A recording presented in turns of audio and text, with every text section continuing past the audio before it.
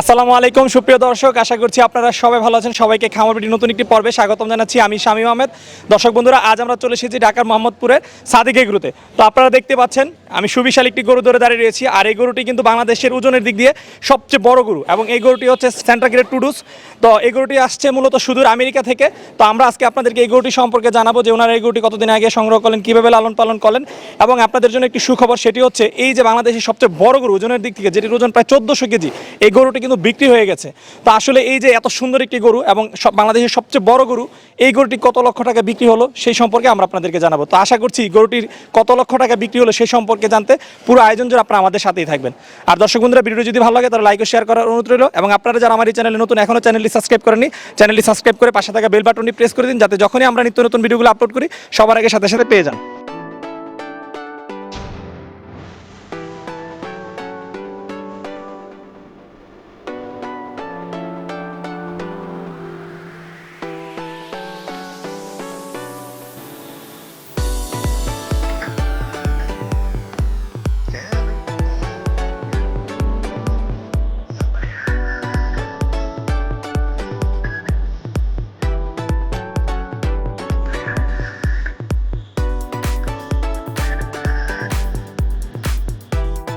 আসসালামু আলাইকুম ভাইয়া, কেমন আছেন? জি আলহামদুলিল্লাহ ভালো আছি। আপনি ভালো আছেন? জি আলহামদুলিল্লাহ ভাইয়া, ভালো আছি।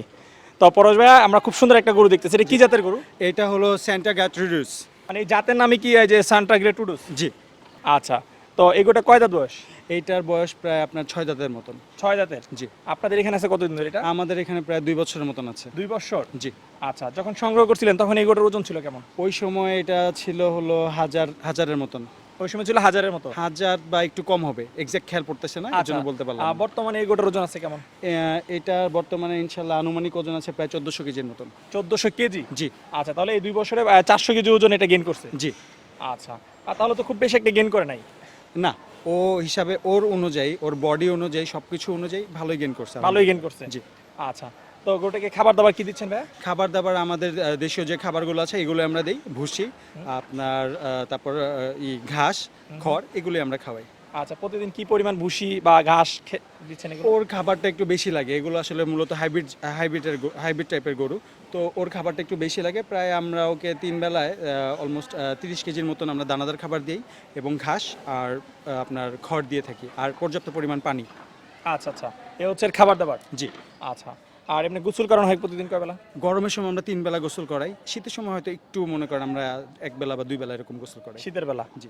আচ্ছা, তো এই যে এটা তো আমেরিকান গরু, বাংলাদেশে লালন পালন করা হচ্ছে প্রায় 2 বছর যাবত। কি কি ধরনের সমস্যার সম্মুখীন হয়েছেন গরুটা পালন করতে গিয়ে? ওকে পালার সময় আমরা আসলে সেরকম কোনো সমস্যার সম্মুখীন হই নাই এখন পর্যন্ত, আলহামদুলিল্লাহ। আর ওকে আমরা আসলে সময় মতন ভ্যাকসিনগুলো দিই, তো এর জন্য আল্লাহর মতো কোনো সমস্যা হয় নাই। হয়তোবা মাঝে মধ্যে হয়তোবা গরুর যেমন নর্মালি মানুষেরও জ্বর আসে, তো গরুর হয়তোবা একটু জ্বর আসে, এই আর কি, এছাড়া ওরকম কোনো কিছু না। আচ্ছা, তো এই যে সময় মতো ভ্যাকসিন দেন বলেন, কি কি রোগের জন্য ভ্যাকসিন করছেন? আমরা ওকে খুরার ভ্যাকসিন দিছি, তরকার ভ্যাকসিন দিছি, বাদলা রোগের ভ্যাকসিন দিছি, তারপর আপনার বাকি যে ভ্যাকসিনগুলো আছে সবগুলোই আমরা দিয়েছি। একদম সব ভ্যাকসিন করা আছে? জি। আচ্ছা, আর খাবার দাবার হচ্ছে 30 কেজি দানাদার খাদ্য এবং ঘাস এবং খ্যার এইগুলো দেওয়া হচ্ছে। জি। কি পরিমাণ খরচ হচ্ছে গোটার পিছনে? আসলে খরচটা আমরা ওইরকম ভাবে আসলে ক্যালকুলেশন করি না। আচ্ছা, এই মানে বড় গরুর ক্ষেত্রে আমরা আসলে ওইরকম ভাবে ক্যালকুলেশন করে আসলে একটা জিনিস হয় কি, যে সকালবেলা যদি আপনি ব্রেকফাস্টের সময় দেখা যায় যে কোনোদিন কিন্তু 2টা রুটি খান, কোনোদিন 3টা রুটি খান, তো এইরকম ভাবে আসলে ক্যালকুলেশন করে বা মেপে গরুকে কখনো খাবার দেওয়া উচিত না। আচ্ছা, তো এই যে গরুটা যে লালন পালন করতেছেন, মাশাআল্লাহ খুবই সুন্দর একটা গরু। আমরা দেখছি যে এরকম বড় বড় গরুর মানে বিভিন্ন নাম রাখা হয়, তো এই গরুটার কোনো নাম আছে কিনা? এইটা রাম আসলে ওইরকম ভাবে রাখা হয় নাই, তারপরে ওর মালিক ওর একটা নাম দিছে একটু শখ করে, সেটা হলো রাঞ্ঝা, একটা নাম আছে। রাঞ্ঝা? জি, রাঞ্ঝা। রাঞ্ঝা কি এরকম একটা হিন্দি মুভি আছে মনে হয়? মেবি, তো আসলে শখ করে এটা নাম দেওয়া হয়েছে ওর, তো আমরা আসলে এই নামটাই বলে মাঝে মধ্যে ডাকি, রাঞ্ঝা। জি। আচ্ছা, তো এইটা কি ইমরান ভাই রাখছে, মানে মালিক বলতে তো ইমরান ভাই নাকি? আমাদের সাদিক এগ্রোর ওনার তো ইমরান সাহেব, এটা তো সবাই জানেন না। এটা আসলে যে পারচেস করছে, যে গরুটা কিনছে, সে রাখছে। আচ্ছা, তাহলে এটাও বিক্রি হয়ে গেছে? জি, এটা আলহামদুলিল্লাহ সোল্ড। আচ্ছা, তো আলহামদুলিল্লাহ, মানে আপনাদের দেখা যায় প্রায় বড় বড় গরুগুলো মানে সেল হয়ে গেছে? জি। আচ্ছা, তো এটা আপনার কত লক্ষ টাকা বিক্রি হলো ভাইয়া? এটা আমরা 37 লক্ষ টাকায় সেল করেছি। 37 লক্ষ? জি। আচ্ছা আচ্ছা, তো মাশাআল্লাহ অনেক ভালো দামে মানে বিক্রি করা হয়েছে। জি আলহামদুলিল্লাহ।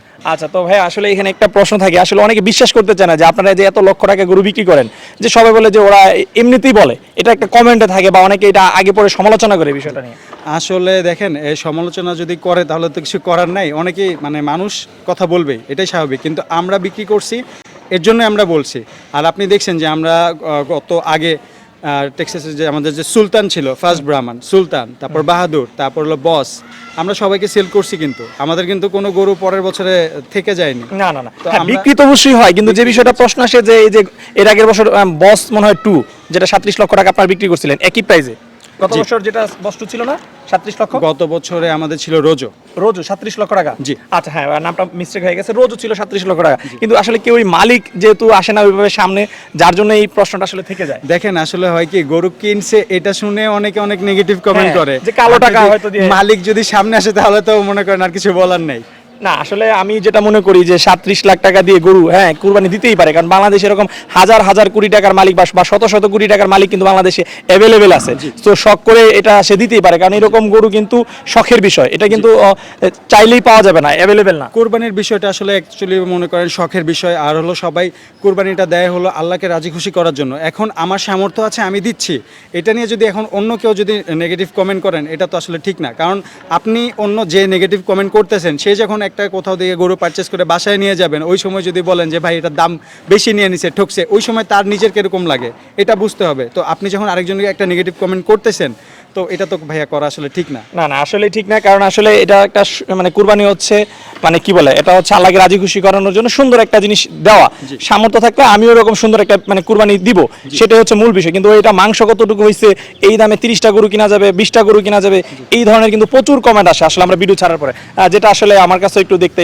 অন্যরকম লাগে। জি আসলে দেখেন এটা এখন যার যার ব্যক্তিগত ব্যাপার, কারো ইচ্ছা হলে কেউ একটাও দিতে পারে, কারো ইচ্ছা হলে সে 20টাও দিতে পারে, এটা যার যার পার্সোনাল ব্যাপার, এটা নিয়ে আসলে হয়তো কোনো নেগেটিভ কমেন্ট করার আমি কোনো মানেই দেখি না। আচ্ছা, তাহলে হচ্ছে আপনাদের এই যে কি জানি রাঞ্জা 37 লাখ টাকা বিক্রি হয়ে গেছে। জি আচ্ছা, তাহলে এটা আপনার কবে আপনাদের এখান থেকে ডেলিভারি হবে? এইটা ইনশাল্লাহ আমরা কোরবানি তো সামনে এসে পড়েছে, আমরা ইনশাল্লাহ খুব শীঘ্রই এটাকে আমরা ডেলিভারি দিয়ে দিব ইনশাল্লাহ।